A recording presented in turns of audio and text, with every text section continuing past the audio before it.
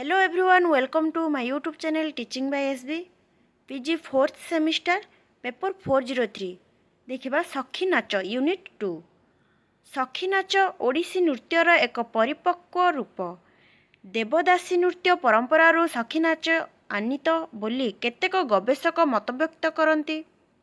दक्षिण ओडिशा रे पूर्वरु प्रचलित दारी नाट क्रमशः लुप्त हेबा बेलकु सखी नाटर आधुनिक रूप उद्भूत बोली केही केही अनुमान करती। महान वैष्णव धर्म प्रचारक रामानंद और श्री चैतन्य प्रभाव रे वैष्णव भक्त माने नारी मानक परिवर्ते पुरुष और बालक कलाकार मानंकु गोपनी बा सखी रूप रे सजाई नृत्य परिवेषण करती। सेमाने निजकु परिचारक रूपे श्रीकृष्ण ठारे समर्पण करथिले। वैष्णव मठ मानकरे पुओ पिला माने झियो बेशरे नृत्य करी श्रीकृष्ण प्रशस्ति गान करुथिले। एही नृत्य गंजाम तथा दक्षिण ओडिशा रे सखीनाट एवं पुरी समेत अन्यान्य उपकूलवर्ती अंचल रे गोटी पुओ नाच नाम रे आख्यात। एही अंचल रे सखीनाट दक्षिणी नाट नाम रे मध्य कथित। सखीनाट संपर्क रे गंजाम रे प्रचलित एक लोकोक्ति हेला भारत लीला भातुआ लीला पुओ लेखारे बापार शला रजनाटर चमक टाण राग खसिले मुहरे हाण सखीनाट परा सकस नाट रसिक देखिले राति नियंट। केवल 8 ରୁ 10 वर्ष बयसर सुंदर चेहरार 2 जण बालक बालिका बेशरे अबिकल कथक शैली रे सालुआर और पंजाबी पिंधि मुंडरे सिंथी देई चूड़ारे चौरी तथा गलाहार बा माली ताड़ कंकल दंडी नोथ कानफुल मुदी मेखला नुपुर प्रभृति अलंकार भूषण रे सज्जित होई हार्मोनियम मर्दल और गिनी प्रभृति वाद्ययंत्रर ताले ताले गीत गाई विभिन्न मुद्रा रे नाचंती। सेमानंकु सखी पिला कुहा जाए।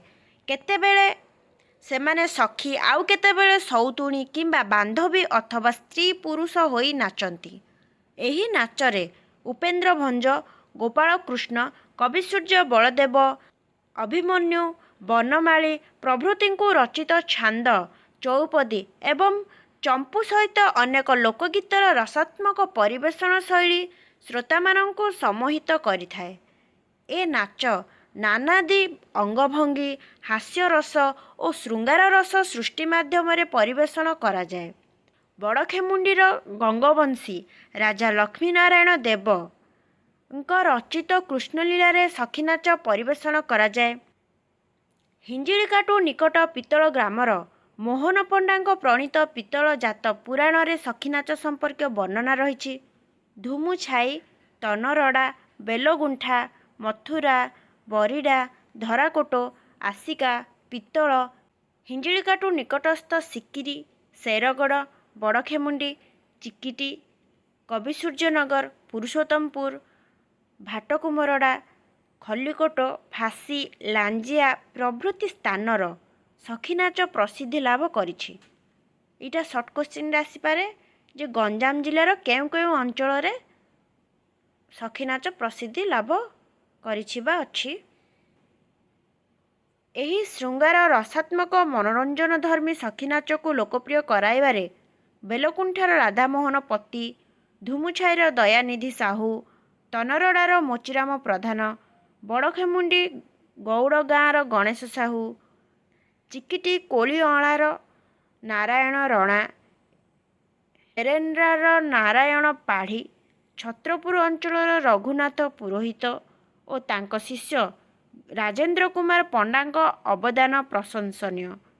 रघुनाथ पुरोहित गंजामर विभिन्न स्थान रे प्राय 34टी सखीनाच दल गठन करथिले। नरेंद्रपुर निकट भाटकुमरड़ारे प्रतिष्ठित होइछि सखीनाट गुरुकुल नामक अनुष्ठान। भाटकुमरड़ार नीलकंठ तरेई सखीनाच विशारद रूपे 2018 रे ब्रह्मपुर विश्वविद्यालय द्वारा 20,000 टंकार अर्थराशि और मानपत्र सह सम्मानित होइछन्ति। अधुना सखीनाच अवक्षयमुखी। सखीनाच शेष हो जाइछि। परवर्ती क्लास रे देखिबो आ गोटे नाटक।